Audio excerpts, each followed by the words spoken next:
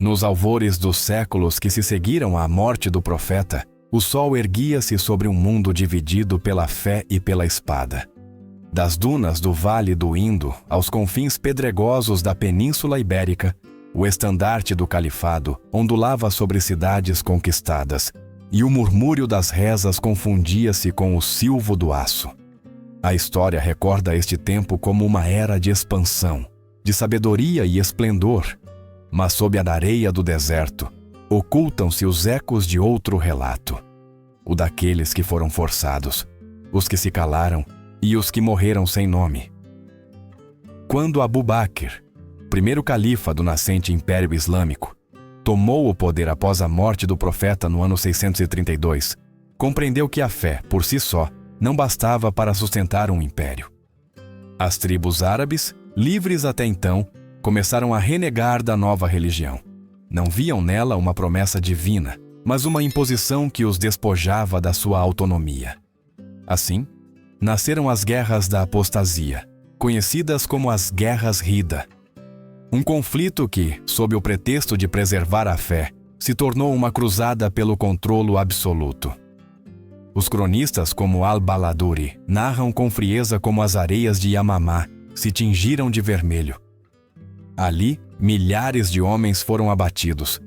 Quem sobreviveu enfrentou uma escolha impossível: morrer ou regressar ao Islão. A espada ditava a fé, e o medo substituía o credo. O que começou como uma defesa da unidade religiosa, transformou-se num exercício de poder sem limites, onde a conversão já não era um ato da alma, mas do corpo ameaçado. O eco daquele terror não parou nas fronteiras do deserto.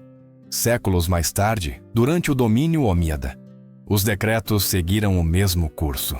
Em Samarcanda, no ano 712, o general Qutayba ibn Muslim impôs um ultimato aos zoroastrianos: aceitar o Islão, pagar tributo ou ser destruídos. E em Debal, segundo relata Al-Baladuri, a resistência foi esmagada sem piedade. Os homens foram executados, as mulheres escravizadas, os templos consagrados a um novo Deus. Os que se submeteram viveram, os que não, desapareceram. O paradoxo era cruel. O Corão proclamava: não há coerção na religião. No entanto, as decisões do poder escreviam-se com sangue sobre a areia. O divino tinha se tornado lei, e a lei em instrumento do medo. Assim nasceu a face oculta do califado. Um sistema onde o silêncio era obediência, e a obediência significava sobrevivência. O narrador medieval diria que naqueles dias a fé caminhava descalça sobre cadáveres. E embora os palácios crescessem, embora as mesquitas se enchessem de luz e de poesia, as ruínas de Yamamá e Debal recordavam outra verdade. O esplendor alimenta-se do esquecimento. O império crescia, sim, mas também a sua sombra.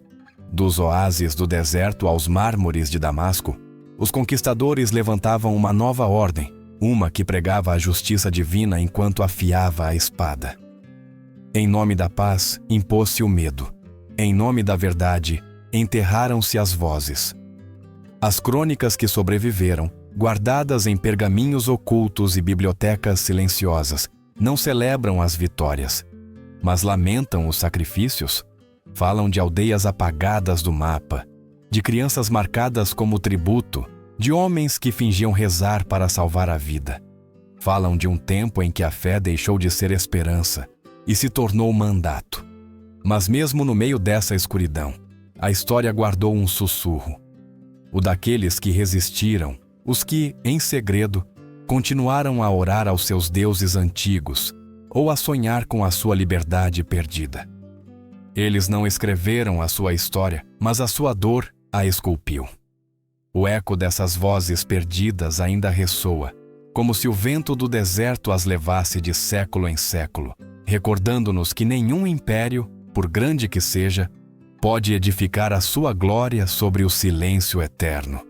E assim termina o primeiro ato deste relato: o nascimento de um poder que converteu a fé em mandato e a alma humana em campo de batalha. Quando o pó do deserto ainda não se tinha assentado sobre o túmulo do profeta, o eco da sua mensagem começou a dividir as tribos que antes o seguiam. Algumas recusaram-se a pagar o zakat, o imposto religioso. Outras renunciaram abertamente ao Islão. Para Abu Bakr, aquele desafio não era apenas político, era uma ameaça existencial. Se a fé se fragmentasse, o império nascente colapsaria. E assim, no ano 632, o primeiro califa do Islão converteu a palavra sagrada em decreto militar. Os cronistas da época descrevem como se formaram os exércitos da fé. Os estandartes verdes levantaram-se sob o sol ardente, e os soldados marcharam entre preces e juramentos.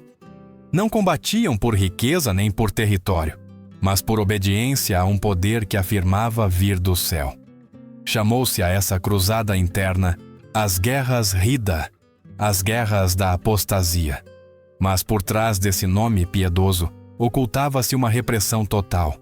Na província de Yamamá, uma das mais férteis e rebeldes, a resistência foi feroz. Homens, mulheres e idosos ergueram-se contra as tropas califais, defendendo não uma religião, mas o seu direito de escolher. Abu Bakr ordenou ao general Khalid ibn al-Walid que sufocasse a rebelião. O que se seguiu foi uma carnificina. Al-Baladuri narra que as colinas se cobriram de corpos, que o solo absorveu mais sangue do que chuva. Os sobreviventes foram chamados um a um, confrontados com uma escolha: morrer ou voltar ao Islão. Nenhum podia escapar ao julgamento do poder. O recado foi claro. A fé, que alguma vez tinha sido uma promessa de redenção, tornou-se um mandato selado com fogo. As tribos compreenderam que o califado não só se estendia pela palavra, mas também pela espada, e a espada não conhecia compaixão.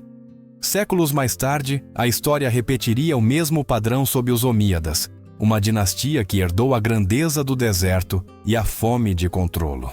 No ano 712, o general Qutayba ibn Muslim conquistou Samarcanda, a joia da Ásia Central. Segundo o cronista Al-Tabari, os zoroastrianos foram convocados perante o novo senhor da cidade. Foi-lhes oferecido um acordo: aceitar o Islão, pagar a jízia, o imposto dos infiéis, ou enfrentar a aniquilação. As opções eram 3, mas na realidade só uma significava a vida. Alguns aceitaram e ajoelharam-se. Outros, agarrados às suas crenças antigas, foram executados publicamente. As fogueiras arderam nas praças, as escrituras sagradas foram destruídas, e os templos transformaram-se em mesquitas. A mudança de fé tornou-se espetáculo, uma representação do poder absoluto. No ano 711, a mesma história repetiu-se em Debal, na atual região de Sind. A cidade, governada por povos hindus, recusou-se a render-se aos invasores omíadas. Os relatos de Al-Baladuri descrevem como, após a conquista, as muralhas foram derrubadas e os homens massacrados. Quem sobreviveu foi acorrentado ou submetido a tributo. As mulheres foram repartidas como saque. A ordem do califa era clara: os rebeldes deviam ser castigados, e o castigo devia servir como aviso para o resto do mundo. Os poetas posteriores, tentando justificar a brutalidade, escreveram que aqueles atos eram necessários para proteger a pureza da fé. Mas as areias não mentem. Onde houve conversão forçada, o silêncio dos vencidos falou mais alto do que os hinos dos vencedores. O contraste entre a doutrina e a prática tornou-se insuportável. O Corão dizia: não há coerção na religião. No entanto, os decretos dos califas pareciam responder: exceto quando o poder o exige. Assim, o ideal espiritual ficou sepultado sob as ruínas das cidades conquistadas. O mundo islâmico expandia-se, sim, mas o seu crescimento tinha um preço: o medo. Em cada fronteira nova, a mensagem era a mesma: convertei-vos ou morrei. A religião transformou-se em instrumento político, a espada no seu intérprete. E com o passar dos séculos, esse método aperfeiçoou-se, convertendo a fé numa forma de governo e a obediência em virtude. Os cronistas europeus, séculos depois, escreveriam com horror sobre aquelas campanhas. Não porque ignorassem a violência do seu próprio continente, mas porque no contraste com o esplendor cultural dos califados, a contradição resultava insuportável. Como podia um império que construía bibliotecas e observatórios científicos ao mesmo tempo apagar povos inteiros em nome da fé? Os historiadores árabes também o sabiam, embora muitos se calassem. Alguns, como Al-Tabari, registraram-no com uma frieza que dói. Quem se opõe ao mandato de Deus perde a sua vida e a sua memória. Essa frase resume uma época em que a religião se tornou arma e a história cúmplice. Os califas aprenderam que a violência podia manter a unidade melhor do que a palavra. E assim, os séculos do Islão primitivo levantaram-se sobre um paradoxo. Enquanto os poetas celebravam a beleza da fé, os exércitos destruíam em seu nome. A memória das guerras Rida foi enterrada sob camadas de lendas, como se a história quisesse esquecer a sua própria origem. Mas o deserto, que tudo guarda, conserva o sussurro dos condenados. Cada grão de areia parece repetir o que os cronistas calaram, que a devoção, quando se impõe com sangue, deixa de ser sagrada. Nos confins do mundo islâmico, entre os templos destruídos e os povos desaparecidos, ainda ressoa a pergunta que ninguém se atreveu a responder. Pode uma fé que se impõe pela força considerar-se pura? Essa pergunta, nascida entre as ruínas de Yamamá e Debal, continua viva na memória da humanidade. E enquanto os impérios mudam de nome, o dilema permanece. Entre a fé e a liberdade, a história sempre escolhe os vencedores. Imagina por um momento o mar Mediterrâneo, azul e sereno sob o sol do século IX. À primeira vista, parece o mesmo mar que inspirou poetas e mercadores, mas sob as suas águas esconde-se uma verdade mais amarga. Naquelas costas, de Itália à França, os ventos não só levavam especiarias e seda, também o cheiro da carne humana acorrentada. O comércio florescia, sim, mas nos seus cais o ouro misturava-se com lágrimas. Durante os séculos 8 ao 15, enquanto os califados do mundo islâmico se gabavam de cultura e sabedoria, uma indústria silenciosa crescia na sombra: o tráfico de escravos europeus. Al-Andalus, a joia da civilização islâmica na Península Ibérica, foi o seu coração pulsante. Córdoba, Sevilha e Granada, nomes que evocam arte e ciência, também foram os cenários onde milhares de vidas foram compradas e vendidas como se fossem gado. As incursões marítimas, conhecidas como razias, tornaram-se uma prática habitual. Não eram ataques improvisados, mas operações militares organizadas com precisão. Os cronistas francos e árabes coincidem em que as costas do sul da Europa, Provença, Ligúria, Itália, até a Suíça, se converteram em campos de caça. Os barcos muçulmanos aproximavam-se sob o nevoeiro do amanhecer, desembarcavam homens armados e em questão de horas aldeias inteiras desapareciam. Quem sobrevivia era conduzido aos portos do sul, onde começava uma segunda vida marcada pelo jugo. Um dos enclaves mais temidos foi Fraxinetum, na atual região da Provença. Fundado por volta do ano 890, este assentamento muçulmano serviu como base de operações para campanhas que se estendiam pelos Alpes e o coração da Europa. Dali, capturavam-se camponeses, jovens, mulheres, monges e enviavam-se como mercadoria para os movimentados mercados de Al-Andalus e do norte de África. Nas praças de Córdoba, os gritos do mercado misturavam-se com o choro dos prisioneiros. Os árabes chamavam-nos Mamluk ou Hakuk. Os mais jovens e saudáveis vendiam-se a preços altíssimos. Os rapazes eram treinados como servos ou soldados. As mulheres, como concubinas ou escravas domésticas. Nas casas dos ricos, exibiam-se como troféus de uma civilização triunfante. Alguns poetas da época, como os citados por Al-Bakri, até escreveram versos comparando a pele pálida das escravas europeias com a luz da lua. A beleza, naqueles versos, era a justificação do cativeiro. Mas por trás dessa poesia, a dor continuava a pulsar. Liutprando de Cremona, um cronista europeu do século X, escreveu horrorizado sobre o destino dos seus compatriotas, homens italianos e eslavos vendidos em Córdova como se fossem animais. Denunciou a ironia de um mundo que se proclamava espiritual e justo, enquanto comercializava com a carne dos povos cristãos. O negócio era vasto e próspero. Do Báltico ao Maghrebe, uma rede complexa unia comerciantes muçulmanos, vikings e bizantinos numa economia global de escravos. Os portos do norte de África e as cidades do Médio Oriente funcionavam como nós de um comércio que não conhecia fronteiras nem religião. Nos registros do século X, menciona-se que os escravos brancos, especialmente as mulheres do norte da Europa, eram os mais valorizados pela sua raridade. Em Córdova, a capital do saber, construíam-se palácios enquanto os escravos trabalhavam em silêncio. Os jardins perfumados e as fontes de mármore ocultavam a realidade de milhares de mãos calejadas que os levantavam. A convivência, essa palavra que tanto se associa a Al-Andalus, existia sim, mas só para quem tinha poder. Por baixo dessa harmonia aparente, estendia-se um sistema que dependia do submetimento e do medo. Os cronistas muçulmanos como Al-Muqaddasi e Al-Bakri não negaram o comércio, mas descreveram-no como um facto natural do seu tempo, parte da ordem do mundo. Em contrapartida, os europeus viam nele uma tragédia. Dois olhares opostos sobre a mesma ferida. Uma chamava-lhe economia, a outra perda. Nos palácios de Córdova, entre colunas douradas e cortinas de seda, a escravidão disfarçou-se de civilização.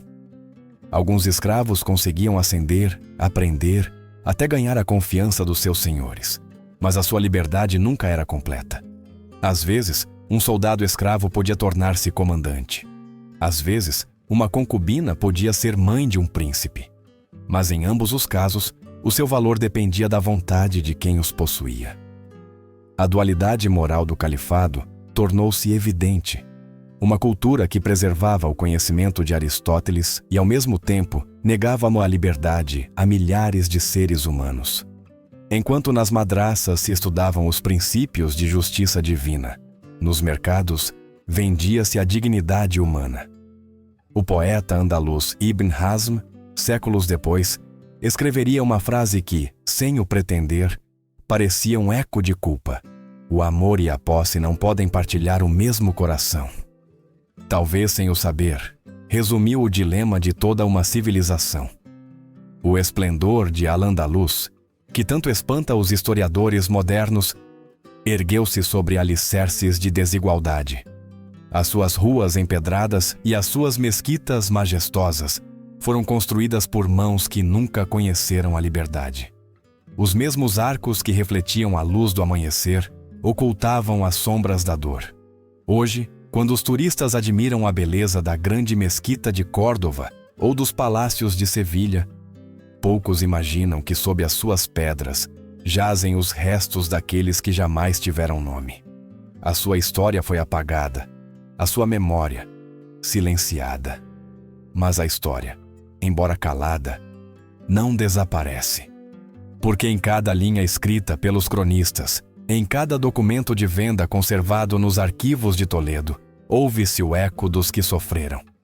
Os que foram arrancados dos seus lares, os que cruzaram o mar acorrentados, os que morreram sonhando em regressar à sua terra. Assim foi Al-Andalus, a joia do mundo islâmico, o espelho do saber e também da dor. Um lugar onde o ouro brilhava sobre os mármores, mas o preço desse esplendor era a humanidade perdida de milhares de almas. E enquanto o sol poente tinge de vermelho as torres de Córdova, não se pode evitar pensar que essa cor, bela e trágica, é também o reflexo do sangue que um dia tingiu os seus alicerces. O que faz um governante quando o seu poder cambaleia? Nos vastos territórios do califado, onde o sol não encontrava fronteira e as cidades se erguiam como miragens no deserto, A resposta foi quase sempre a mesma: o castigo exemplar. Não bastava derrotar o inimigo, era preciso apagar a sua memória. A obediência devia gravar-se não nas leis, mas nos corpos. No ano 685, o ar de Kufa estava impregnado de medo. Ali se tinha levantado Mukhtar al-Thaqafi, um homem que ousou desafiar o poder omiada, proclamando a justiça em nome da família do profeta. A sua rebelião acendeu as esperanças dos oprimidos, mas também a fúria do trono. Durante 2 anos, os seus seguidores resistiram, sonhando com um califado mais justo. No entanto, a resposta de Damasco foi fulminante. O general Mus'ab ibn al-Zubair, enviado para esmagar a insurreição, cercou a cidade como um caçador encurrala a sua presa. Quando Kufa caiu em 687, a vingança foi implacável. Segundo os relatos de Al-Tabari, mais de 6.000 seguidores de Mukhtar foram executados publicamente. As praças converteram-se em rios de sangue, os corpos amontoaram-se como aviso e as cabeças dos rebeldes foram exibidas sob o sol ardente. Não houve julgamento, não houve perdão. A mensagem era clara: nenhum ideal podia sobreviver à ira do califa. O eco daquela matança estendeu-se por todo o deserto. Em cada canto do império, as tribos compreenderam que o preço da dissidência era o desaparecimento. Os cronistas muçulmanos chamaram a estes castigos expressões de justiça divina. Mas a justiça, naqueles tempos, tinha a forma do medo. Décadas mais tarde, o ciclo de sangue repetiu-se com uma magnitude ainda mais sinistra. No ano 750, após derrubar os Omíadas, os Abássidas inauguraram o seu próprio reinado de terror. Abu al-Abbas, o primeiro califa da nova dinastia, ganhou um cognome que ainda arrepia os pergaminhos: Al-Safá, o derramador de sangue. Para celebrar a sua vitória, convidou os príncipes Omíadas para um banquete de reconciliação em Damasco. A mesa estava servida com tâmaras, vinho e promessas de paz. Os convidados, confiantes, sentaram-se sob os arcos decorados com ouro e marfim. Mas quando o festim atingiu o seu ponto mais alto, o ar mudou. Os músicos calaram-se, as portas fecharam-se, e os guardas irromperam com espadas desembainhadas. Em questão de minutos, o salão transformou-se em matadouro. Os príncipes, surpreendidos, caíram um após o outro. Os corpos foram arrastados para fora do palácio e enterrados em fossas anônimas. Nenhum devia ficar para reclamar a herança do poder. Aquele ato não foi uma traição, mas uma declaração. O novo califado tinha nascido sobre as cinzas do anterior. Os cronistas registaram-o como uma purificação da linhagem. Mas na realidade foi uma lição. O poder não se partilha, perpetua-se através do medo. O terror não parou aí. No ano 762, sob o mesmo governo abássida, a cidade de Wasit ergueu-se contra o trono. Durante meses, resistiu ao cerco. Os habitantes acreditavam que a fome seria o seu pior inimigo, mas não sabiam que o verdadeiro castigo começaria com a rendição. Quando finalmente as portas de Wasit se abriram, o comandante Isa ibn Musa entrou não como conquistador, mas como carrasco. Os líderes tribais foram executados publicamente e os seus corpos expostos nas muralhas. As crianças foram obrigadas a olhar. A lição devia ser transmitida às gerações futuras. O cronista que narrou o massacre escreveu sem tremer: assim foi restaurada a ordem.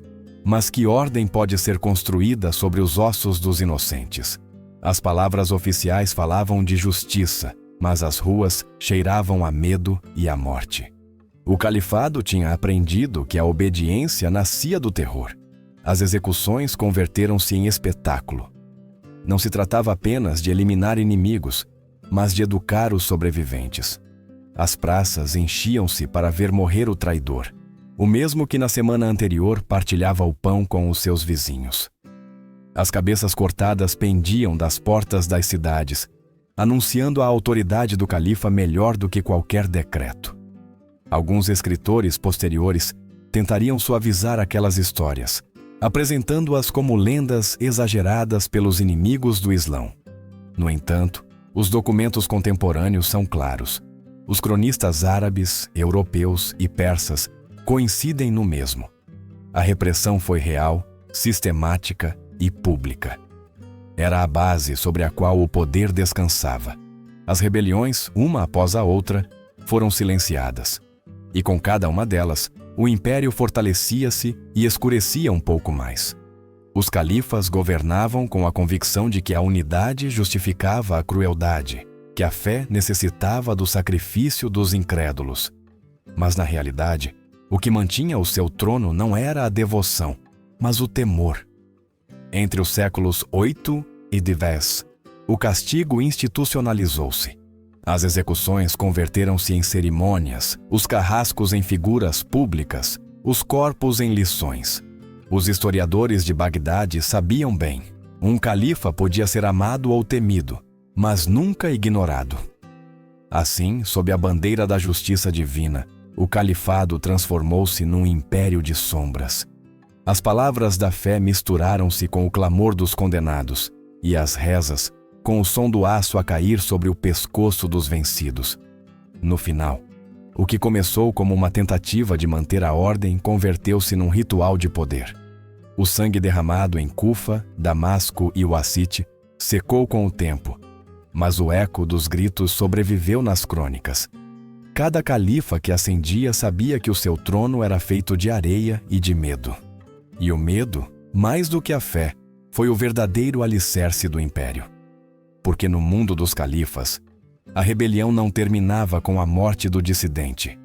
Terminava quando o quociente do seu nome era apagado da história.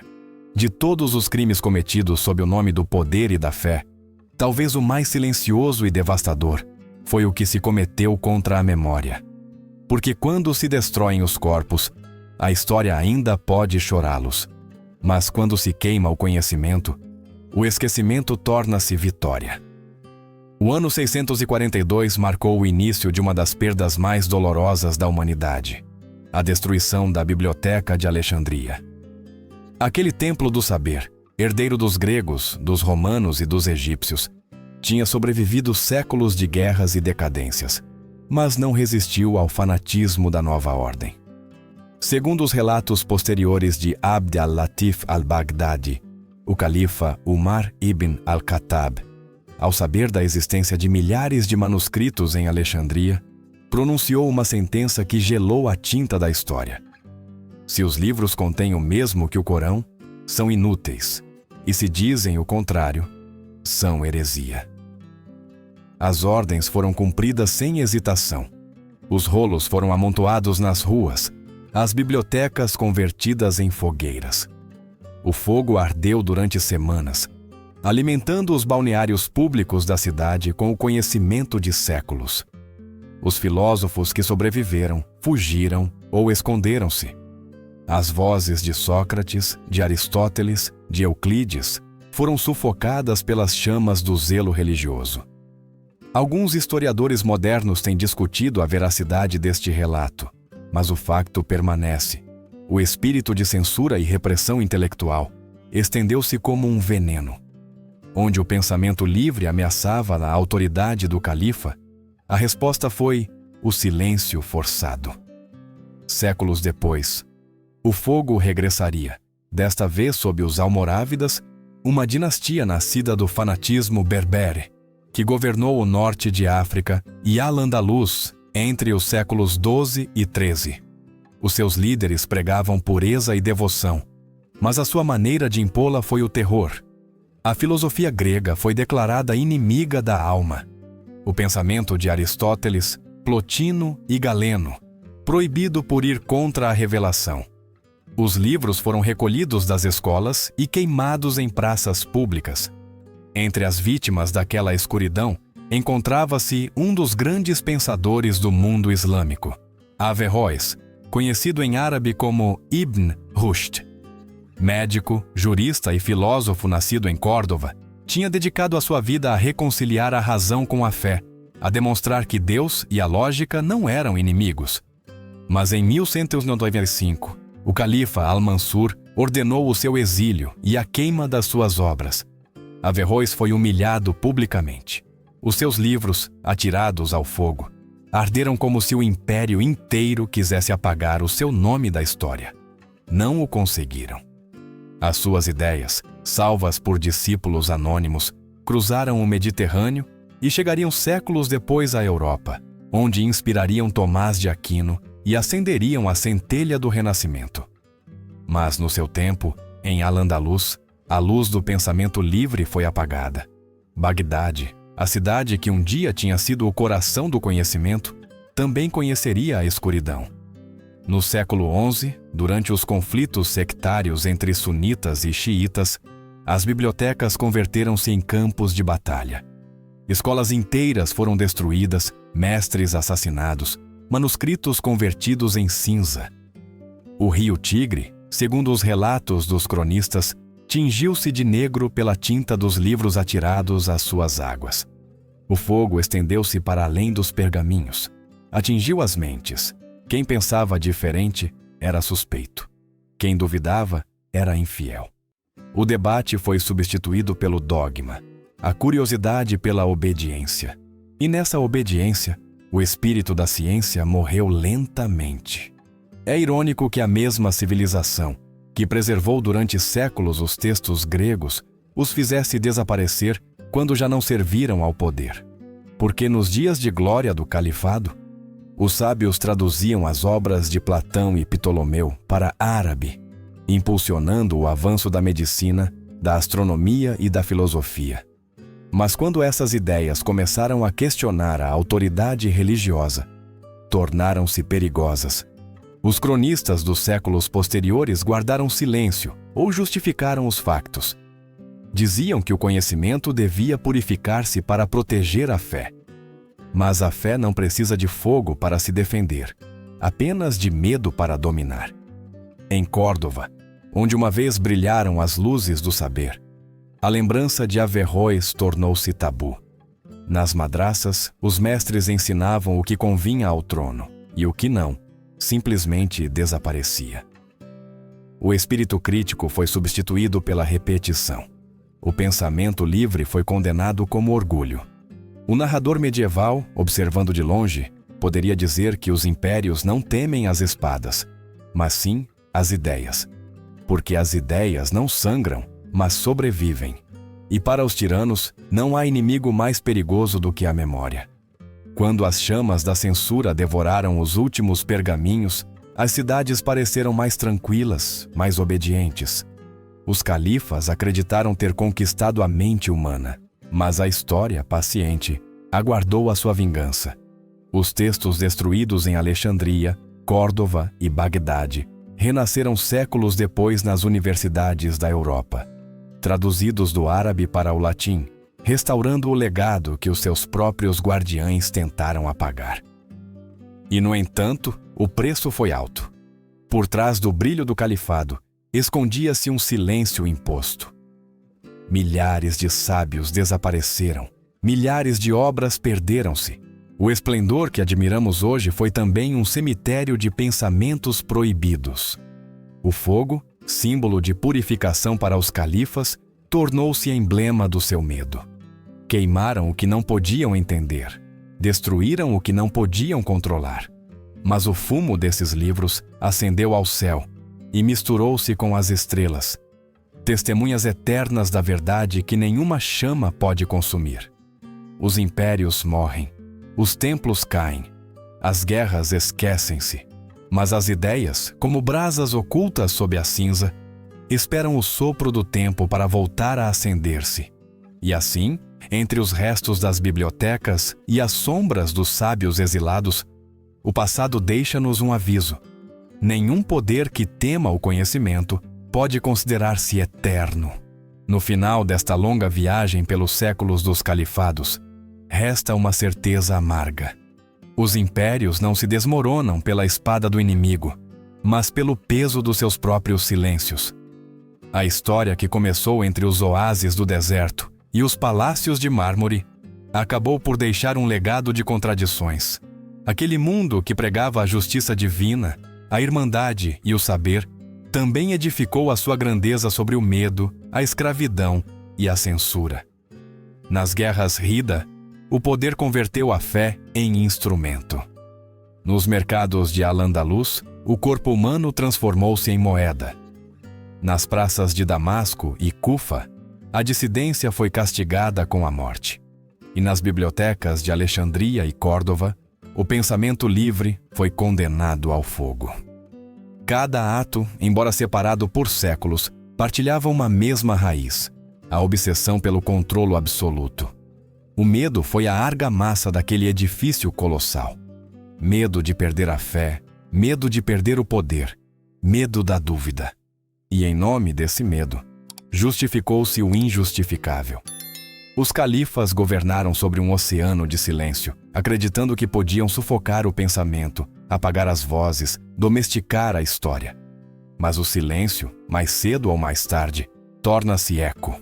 Hoje, séculos depois, o eco dessas vozes ainda ressoa, não nas areias do deserto, nem nos mármores das mesquitas, mas nas perguntas que ainda nos perseguem. Quanto vale uma verdade que precisa da violência para se impor? Quanto poder se ganha quando se destrói a liberdade? A história dos califados é também a história da humanidade inteira. Um ciclo onde a fé, o conhecimento e o poder se entrelaçam numa luta interminável. Às vezes, a luz da civilização brilha mais quando ilumina as sombras do seu passado. E assim, enquanto os restos dos impérios se afundam sob a areia do tempo, a lição permanece. Nenhuma religião, nenhum reino, nenhuma ideologia pode sobreviver eternamente se alimenta do medo e do esquecimento. Porque a história não dorme. Espera silenciosa, sob os nossos pés, e cada vez que um homem impõe a sua verdade sobre outro, as sombras do passado despertam, recordando-nos que o poder sem compaixão não constrói fé, apenas ruínas.